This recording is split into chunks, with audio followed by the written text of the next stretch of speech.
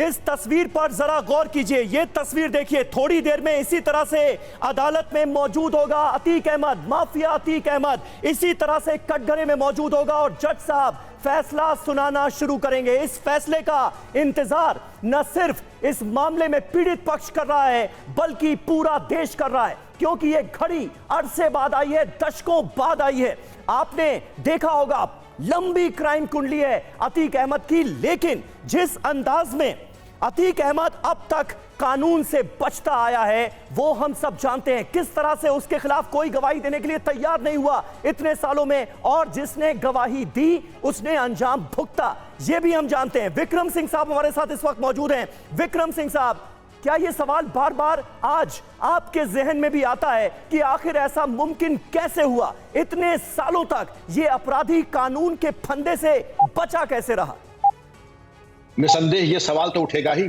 Freedom app से सीखकर hardware की दुकान रखी है क्या? अगर ऐसा है तो आप अपने उत्पादों को 1 करोड़ फ्रीडम ऐप के जो ग्राहक हैं उन्हें बिना किसी खर्चे के आप उसे बेच सकते हैं।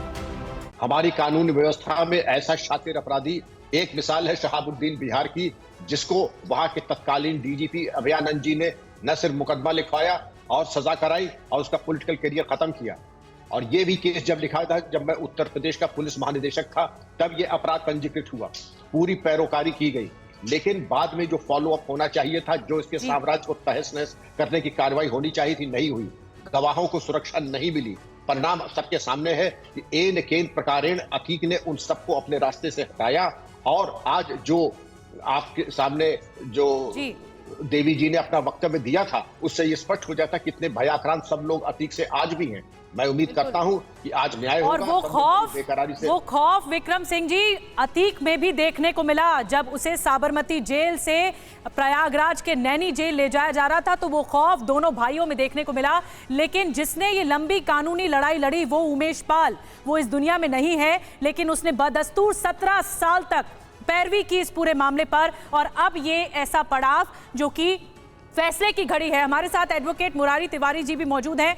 मुरारी तिवारी जी, ये 364A के तहत जो सर्वाधिक सजा है या तो मृत्युदंड या फांसी, तो आपको क्या लगता है कि आज, क्योंकि जो गुनाहों की फेहरिस्त है अतीक की वो बहुत लंबी है और ऐसे में बड़ा सवाल उठ रहा है, उनके परिवार ने, उमेश पाल के परिवार ने कहा है फांसी दी जानी चाहिए, नहीं तो एनकाउंटर हो जाए, क्योंकि अगर ये जेल गया तो हमें मरवा देगा। देखिए, इसमें उम्र कैद का भी प्रोविज़न है और ये कोर्ट को देखना है कि रेयरेस्ट ऑफ रेयर केसेज में आता है कि नहीं।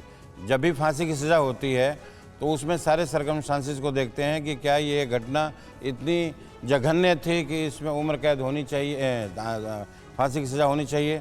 अदरवाइज दोनों प्रोविज़न है इसमें, उम्र कैद का भी है और फांसी का भी है।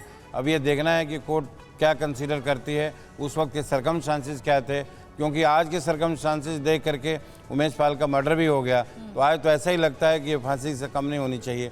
लेकिन उस वक्त क्या स्थिति थी, कोर्ट के सामने क्या एविडेंसेस थे, अतीक अहमद का क्या रोल था, उसमें क्या कंट्रीब्यूशन था, इसका प्रोफाइल है किडनैपिंग करने में। फ्रीडम ऐप से सीखकर हार्डवेयर की दुकान रखी है क्या? अगर ऐसा है तो आप अपने उत्पादों को 1 करोड़ फ्रीडम ऐप के जो ग्राहक हैं उन्हें बिना किसी खर्चे के आप उसे बेच सकते हैं।